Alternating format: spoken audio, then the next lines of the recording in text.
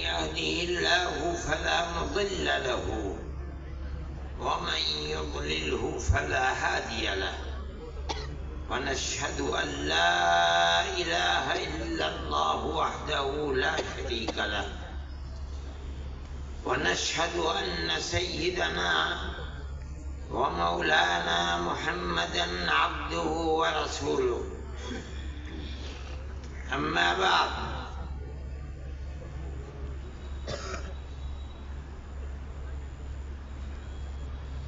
پنجاب، ہریانہ، ہماچل اور چنڈی گڑھ کے نائب امیر شریعت حضرت مولانا الیاس صاحب اور اس پروگرام کے اندر علماء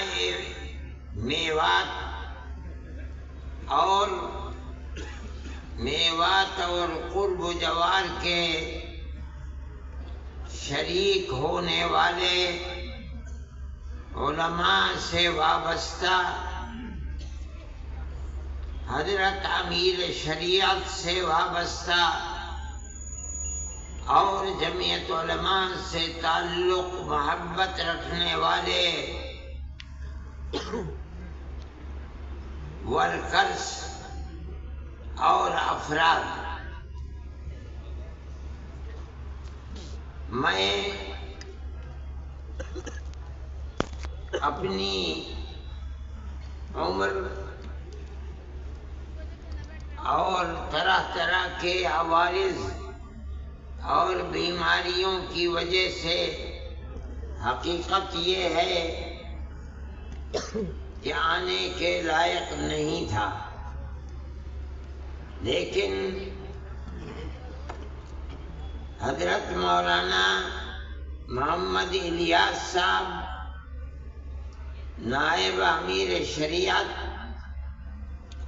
اور میرے محترم میاں جی رمضان صاحب اور دوسرے جمعیت کے احباب کا اصرار تھا، میں آ گیا۔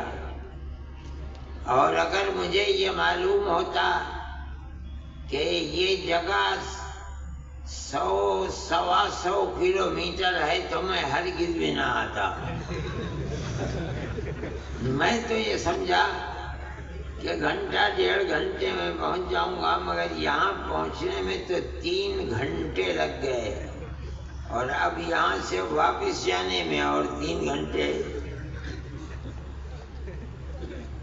لیکن مجھے آپ حضرات کے اتنی بڑی تعداد میں امارت شرعیہ کے سلسلے میں جمع ہونا مجھے آنے کے بعد بڑی خوشی ہوئی۔ پتہ چلتا ہے کہ آپ حضرات کے دلوں میں اپنے علماء کی قدر ہے، دین کی قدر ہے، اسی لیے اس موضوع کے اوپر آپ حضرات کی تشریف آوری اتنے بڑے مجمع کے ساتھ ہوئی ہے۔ اللہ آپ کے دلوں میں اور آپ کی اولاد اور نسلوں کے دلوں میں دین اور دین سے وابستہ علماء سے اس والہانہ تعلق کو قائم رکھے۔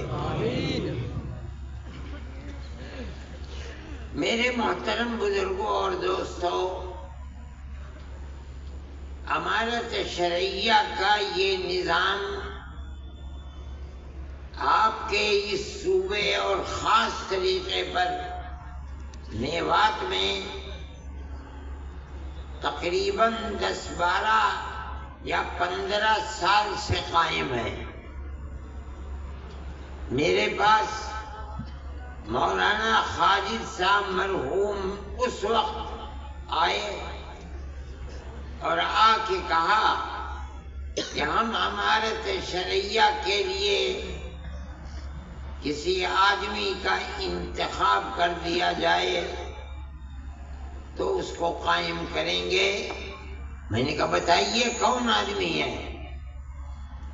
انہوں نے مجھے بتایا کہ مولانا اسحاق صاحب مرحوم اس کام کے لیے مناسب رہیں گے۔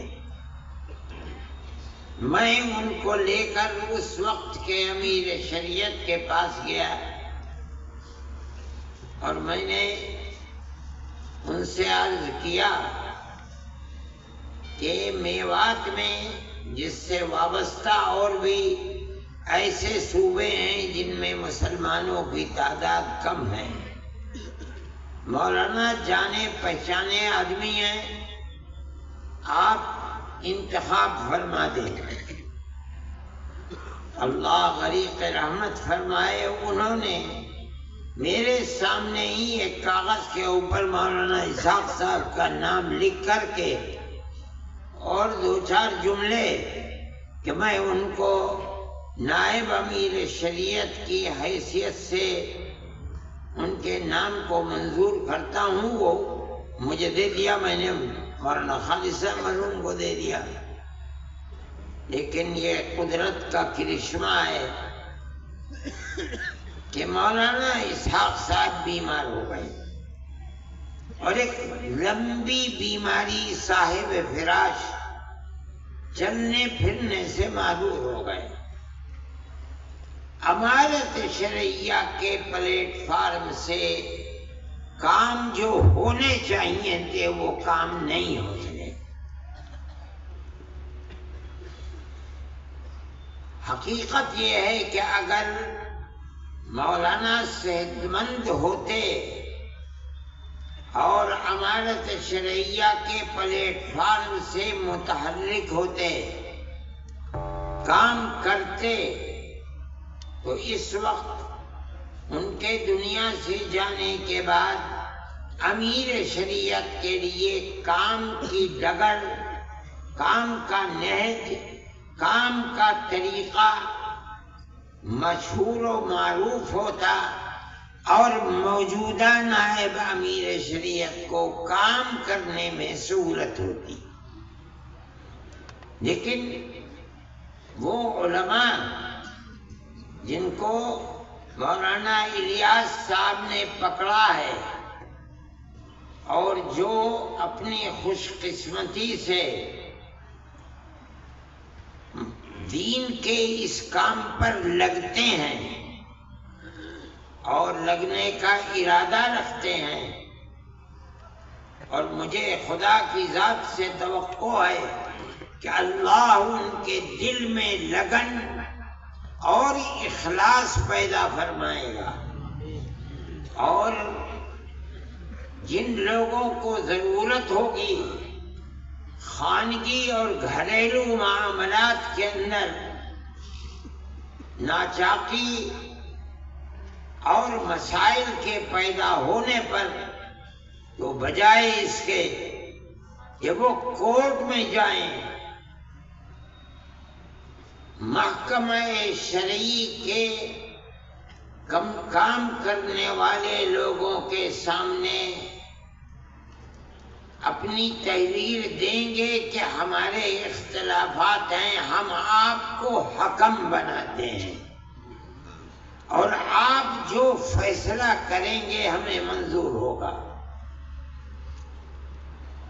ان کو حکم بنا کر ثالث کے طریقے کے اوپر رکھیں، معاملات کو رکھیں، اور وہ اللہ کو اپنے سامنے حاضر و ناظر سمجھ کر بغیر کسی رعایت کے قرآن و حدیث کو اپنے سامنے رکھ کر اس کے مطابق فیصلہ دیں۔ یہ ضروری ہے آپ اس چیز کو سمجھیں کہ عدالتی نظام ساری دنیا کے اندر رائج ہے۔ آپ اگر حکم اور حاکم بن کر بیٹھیں گے تو آپ کے خلاف مقدمے ہوں گے، آپ ہار جائیں گے، آپ کا نظام بند ہو جائے گا۔ اگر آپ کسی چیز کو چلا سکتے ہیں تو اس کی صرف ایک ہی صورت ہے کہ آپ محکمہ شرعیہ چلانے والوں کو ثالث بنائیں اور یہ کہیں کہ ہمارا جھگڑا ہے، ہم آپ کے سامنے پیش کرتے ہیں، آپ ہمارے جھگڑے کے درمیان میں فیصلہ فرما دیں۔ اس تحریر کے بعد جس پر دونوں فریقوں کے دستخط ہوں گے یہ چیز چلے گی، بجائے اس کے کہ آپ لاکھوں اور کروڑوں روپیہ عدالتوں کی نظر کر دیں، فقیر بن جائیں، زمینیں بک جائیں۔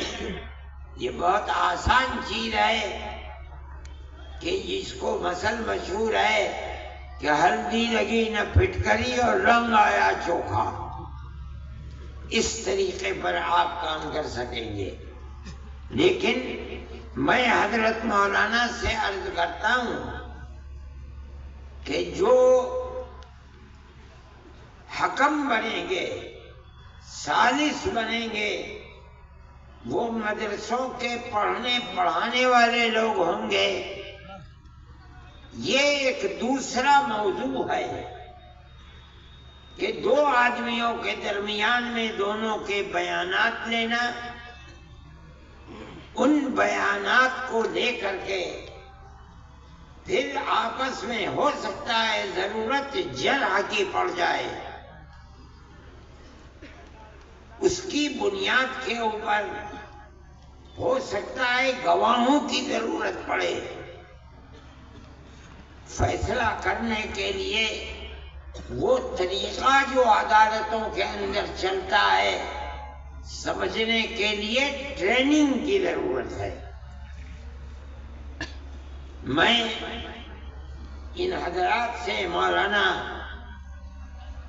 سے میں نے منصور پوری سے مولانا سلمان صاحب منصور پوری سے میں نے کہا تھا کہ حضرت مولانا جب متعین کر دیں کہ اس جگہ یہ، اس جگہ یہ، اس جگہ یہ، ان کو 1 2 3 4 دن کے لیے بلاؤ، جو لوگ طریقہ جانتے ہیں ان کی ٹریننگ کریں، انہیں بتائیں، تاکہ فریقین میں کسی کو اپنے دل میں یہ حسرت نہ رہے کہ معاملہ صاف نہیں ہوا اور ہم اپنے دلائل پیش نہیں کر سکے، یا ہم نے پیش کیے انہیں قبول نہیں کیا جا سکا۔ ہر چیز تحریر میں لے آنی چاہیے۔ میں یہ سمجھتا ہوں کہ اگر اس مسئلے کو اس انداز پر کیا گیا اور یہ حضرات تیار ہیں، 1 دن کے لیے، 2 دن کے لیے، 3 دن کے لیے آپ بھیجیے، اس میں جس چیز کی ضرورت ہوگی یہ فقیر بھی اس میں پوری طرح مدد کرے گا۔ اگر اور حضرات کو، ٹریننگ دینے والوں کو بلایا گیا تو میں اس سلسلے میں ان سے گزارش کروں گا کہ وہ آئیں اور آ کر ان حضرات کی ٹریننگ کو مکمل کریں، چاہے 1 مرتبہ، چاہے سال میں 2 مرتبہ، جب ضرورت پڑے انشاءاللہ میں اور یہ حضرات آپ کی مدد کریں گے۔ دوسری چیز میں یہ کہنا چاہتا تھا کہ امارت شرعیہ کا کام صرف یہی نہیں ہے کہ شوہر اور بیوی کے جھگڑوں کو نمٹائے، نہیں، اس کے علاوہ ہمارے اور آپ کے معاشرے میں، ہمارے جوانوں کے اندر، لڑکوں میں، لڑکیوں میں جو برائیاں پھیل رہی ہیں، اگر ان پر قدغن نہ لگائی گئی، ان کو جمع نہ کیا گیا اور جہاں بھی علماء ہیں، جس گاؤں میں ہیں، جس شہر میں ہیں، جس محلے میں ہیں، اگر ان کے ہاتھ کو نہیں پکڑیں گے تو ایک دو نسلوں کے بعد آپ کی ان آبادیوں کے اندر ٹوپی پہننے والے اور مسجدوں کو آباد کرنے والے لوگ نہیں ملیں گے، خدا نخواستہ۔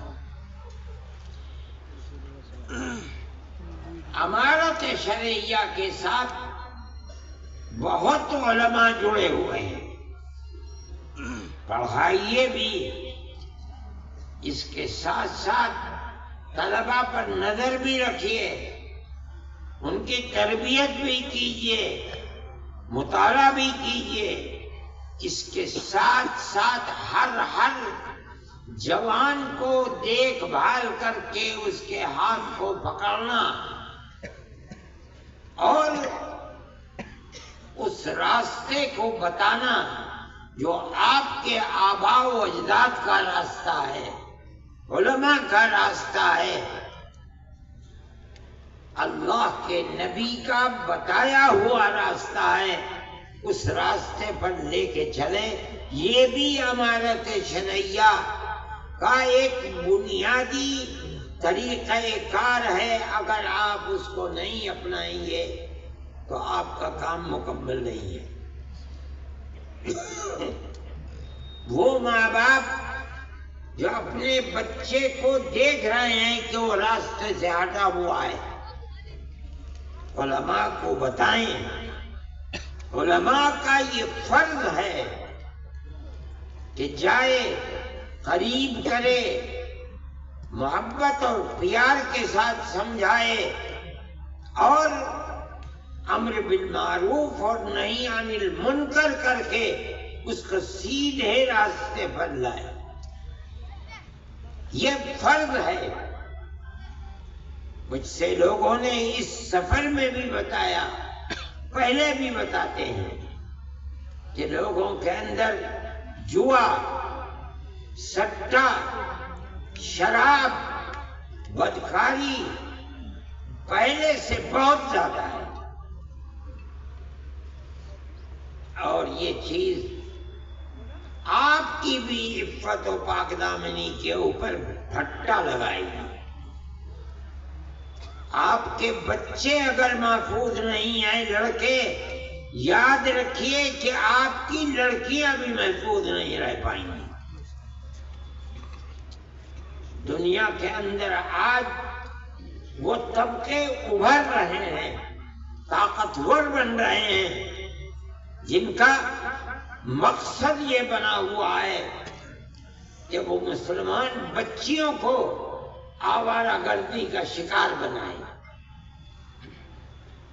مخلوط تعلیم اور موبائل سب سے بڑا ذریعہ ہے بربادی کا۔ بچیوں کے ہاتھ میں موبائل، گھر کے اندر اور گھر سے باہر، یہ ان بچیوں کی بربادی کا سب سے بڑا ذریعہ ہے۔ ایسے واقعات ہوتے ہیں کہ بچیاں مخلوط تعلیم کے اندر نہیں ہیں، لڑکیاں لڑکیوں کے اسکول میں ہیں، لڑکے لڑکوں کے اسکول میں ہیں۔ اس کے باوجود ایک تو وہ ٹیچر جو ان لوگوں کے ہاتھ میں ہیں جو ان بچیوں کو برباد کرنا چاہتے ہیں، دوسرے موبائل، انہوں نے اس کے باوجود ان کو برباد کر دیا۔ میں آپ سے کہتا ہوں، ابھی مظفر نگر کے اندر مسئلہ ہوا، پولیس نے ایک ہوٹل کے اوپر جا کر چھاپا مارا، 50 لڑکے اور 50 لڑکیاں پکڑی گئیں۔ جب پردہ اٹھا ان کے اوپر سے تو تقریباً 36 یا 36 سے زائد لڑکیاں مسلمان بچیاں تھیں۔ یہ بچیاں، حیرت کی بات یہ ہے کہ اس اسکول کی پڑھنے والی تھیں جو اسکول صرف بچیوں کے لیے ہے۔ سوال پیدا ہوتا ہے کہ ان لڑکوں سے جو مسلمان لڑکے نہیں تھے ان کا تعلق کیسے پیدا ہوا؟ اس کی دو ہی چیزیں ہیں کہ جو ٹیچر ہیں وہ مسلمان نہیں ہیں، حالانکہ عورتیں ہیں۔ دوسری چیز موبائل، اس نے تباہ کر کے رکھ دیا۔ اب ان ماں باپ کا کیا حال ہے؟ جمعیت علماء کے لوگ وہاں گئے، ہاتھ جوڑ کر کھڑے ہو گئے کہ ہم کچھ نہیں کریں گے، ہماری یہ ٹوپی تمہارے پیروں میں ہے، ہمیں برباد مت کرو۔ ان لوگوں نے مجھ سے کہا، میں نے کہا چھوڑ دو۔ جنہیں خود اپنی بربادی کے اوپر رونا آتا ہے اور انہوں نے اپنی بچیوں کے ہاتھ کو چھوڑ دیا اور یہ سمجھتے ہیں کہ موبائل اور اسکول میں پڑھنا انہیں نقصان نہیں پہنچائے گا۔ میں آپ سے کہہ رہا ہوں کہ آپ اگر اس پر قدغن اور روک نہیں لگائیں گے تو آپ اپنی بچیوں کی عفت و پاک دامنی کی حفاظت نہیں کر سکتے۔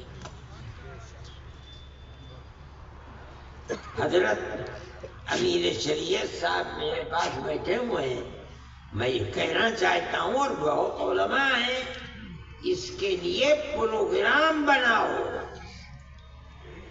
اپنی قوم کو راہ راست پر کس طرح لایا جا سکتا ہے، اپنی زندگی کو کھپا دو، لگا دو۔ اگر اس کے اندر کوتاہی ہوگی تو آنے والے 50 سال کے اندر کتنی بربادی ہوگی آج آپ اس کا تصور نہیں کر سکتے۔ ایسے لوگ ہیں ملک کے اندر جن کا پروگرام یہی ہے کہ مسلمانوں کے گھروں کے اندر عفت و پاک دامنی کا جنازہ نکالا جائے اور وہ اس کے اوپر لگے ہوئے ہیں۔ میں خواہ اس چیز کو، یہ مجمع، یہ جلسہ وہ سننے کے لیے نہیں ہے، میں یہ کہتا ہوں، ماں باپ سے بھی کہتا ہوں، علماء سے بھی کہتا ہوں، امارت شرعیہ کے ذمہ داروں سے بھی کہتا ہوں کہ خدا کے لیے قوم کی فکر کرو۔ صرف اتنی بات کافی نہیں ہے، صحیح ہے، جمعیت علماء کا پروگرام ہے کہ آپ وہ اسکول جن میں 5ویں کلاس کے بعد مخلوط تعلیم ہے، آپ مخلوط ملی جلی لڑکے اور لڑکیوں کی تعلیم کو بند کریں۔ خدا نے جن کو طاقت دی ہے، 10 20 25 50 آدمی مل کر تھوڑی سی زمین دے کر بچیوں کے لیے الگ اسکول، بچوں کے لیے الگ اسکول بناؤ۔ کوشش کرو کہ بچیوں کی اسکول کے اندر پڑھانے والی مسلمان ٹیچر مہیا ہوں۔ ان اسکولوں کے اندر عورتوں کی جماعتیں بھیجو، ان بچیوں کی تربیت کریں، ان کے ہاتھ میں موبائل نہ دو تاکہ ان کے خیالات پراگندہ نہ ہو۔ اپنی آنے والی نسل کی حفاظت کے لیے یہ ضروری ہے، ضروری ہے، ضروری ہے، ورنہ ہم اپنے جس ملک میں رہتے ہیں جہاں سیاست ہندو مسلم اکثریت اور اقلیت کی نفرت کے اوپر ٹکی ہوئی ہے، وہ آپ کی اور آپ کے بچیوں کی عفت و پاک دامنی کو زندہ نہیں رہنے دینا چاہتے۔ یہ آپ کی ذمہ داری ہے کہ آپ اپنی آنے والی نسل کو العیاذ باللہ ارتداد سے بچائیں اور انہیں مسلمان چھوڑ کر مریں۔ اس کی کوشش کیجئے کہ وہ بھی جب وقت آئے تو مسلمان رہتے ہوئے مریں۔ یہ ہماری ذمہ داری ہے۔ قُوا أَنفُسَكُمْ وَأَهْلِيكُمْ نَارًا، اپنے آپ کو بھی جہنم کی آگ سے بچاؤ، اپنی آل اولاد اہل خانہ کو بھی جہنم کی آگ سے بچاؤ۔ یہ جبھی ہوگا جب ماں باپ، بہن بھائی، بڑے اور چھوٹے اس نقطۂ نظر میں سب متفق ہوں کہ ہمیں اپنے گھر، در، اولاد، بیوی، بچے، بچیوں، سب کو جس طرح ہم مسلمان ہیں انہیں بھی مسلمان ہی بنا کر دنیا سے جانا ہے۔ یہ بھی امانت شرعیہ کا پہلو ہے، ضروری ہے۔ اس لیے آپ حضرات جس ولولے اور جذبے کے ساتھ آئے ہیں، میں آپ سے کہتا ہوں کہ آپسی گھریلو جھگڑے یقیناً ان کا حل ہونا چاہیے۔ امانت شرعیہ کا پلیٹ فارم اس کے لیے نہایت ضروری ہے، لیکن صرف یہی امانت شرعیہ کا کام ہے اور کچھ نہیں، غلط ہے۔ میں نے کہا کہ اپنی اور اپنی نسل کی حفاظت یہ کم ضروری نہیں ہے، ضروری ہے اور بہت زیادہ ضروری ہے۔